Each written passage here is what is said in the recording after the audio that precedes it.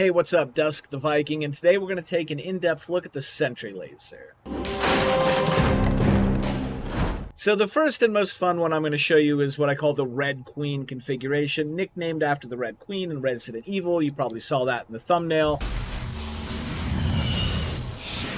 This one isn't super powerful, but it's just a really fun setup. And what it does is it just creates a laser grid wall that prevents the raider from moving back the way they came. I'll show you here. Here's what it looks like fully enclosed. This on a flat surface, and what you're doing is you're just creating a 45-degree angle against the first surface that is going to be struck, and you're going to want the over-amplify mod. The over-amplify mod is definitely the one that's going to be used the most. It is probably the most useful mod. The second being target lock, then second wave, and last is pinball. Pinball's not that great of a mod, and I don't expect you'll get very much use out of pinball. So if you're trying to save resources, definitely unlock that one last. Now, my favorite configuration is one I'm calling the Enigma configuration after one of my mods that helped come up with the idea for this. This one basically locks down a raider no matter if they go forward or back.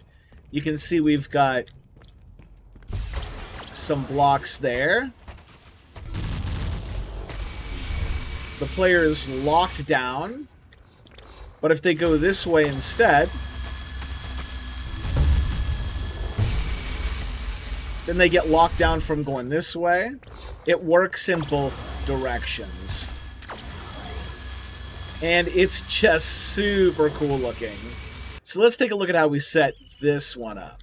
Now, the block there is optional. You don't need to have that there. You really just need 2 laser sentries on either side.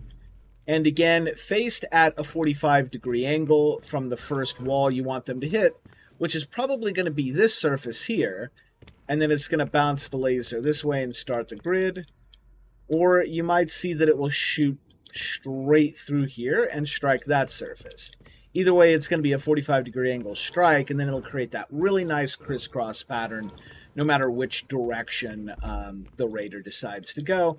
And you can mix a lot of different traps and setups with this, acid cubes and whatever. Just one word of caution, if you set acid cubes up too close, like here, that is going to block the Sentry laser's line of sight, and it's not going to fire correctly once the player moves past the acid cube, because this is going to block line of sight to the laser. So, all right, next we've got an open room, and this is more where target lock is going to be a much bigger factor. So what target lock does is it increases the tracking speed for the laser following the player. So in a big open room where you want to force more movement out of the player, this is going to track them faster and make it where it's harder for the player to find a place to stop. You combine this with Ravagers and like a plasma sentry, and what you have is some super deadly pressure. Check this out.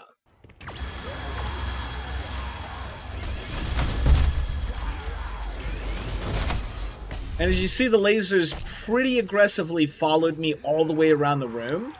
The bounces weren't really relevant. It was more about that first initial beam just staying directly on the raider and making it so that the raider couldn't focus on anything else in the room. Now, this is one situation where you might actually use... Now, this is one situation where you might actually use the pinball modification. The reason you might use pinball in here is because you only care about the direct beam, and one of your bounces might be killing a guard or another trap, and you want the laser to kind of bounce off in a much more like random, harmless direction. So in that case, you'd make sure that over-amplify is gone because you don't want the bounces, and you go with like pinball and target lock. And so the first bounce just kind of throws the laser, wide, and it bounces kind of out of the way, and the initial beam just stays on the player, creating pressure. All right, now we're going to take a look at using a laser on an inclined surface.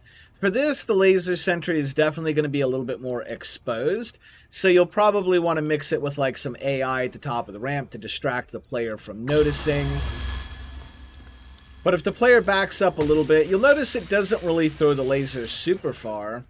But what it can be good for is if the player tries to rush past it, Well, it does throw the laser back here, and if we did have a hallway, it would actually kind of bounce through the hallway a little bit. So it's not too bad.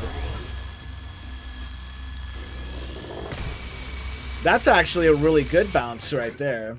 So as you can see, it's not too bad on the ramp. So again, to recap on the modifications, over amplify is going to give you more bounces, and this is probably the one that you're going to use the most.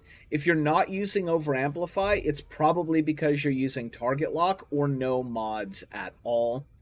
The one you're going to use the least is pinball. Again, this one is when you really just want the laser to either go somewhere random and hope for something lucky, or you're trying to get the laser to quit shooting another trap and you just want the laser to do like a bit of a broad bounce and sort of throw away the bounce. So I've got one more little bonus setup here I'm going to show you. Again, we're going to focus on trying to create, you know, a 45-degree angle bounce off this. This one was a little bit harder to set up correctly. And as you can see, it does a pretty nice, you know, this is like a mini Enigma configuration that you can do with a single laser. And that is some pretty good bounce right there. If a player rushes into a room and then panics and tries to run away, this could potentially catch them off guard, being pretty deadly. So, and who knows what everybody else is going to come up with. I'm excited to see what people do with this laser grid. Anyway, that's going to do it for this one. Thanks for watching, and we'll catch you in the next one. Can I get up?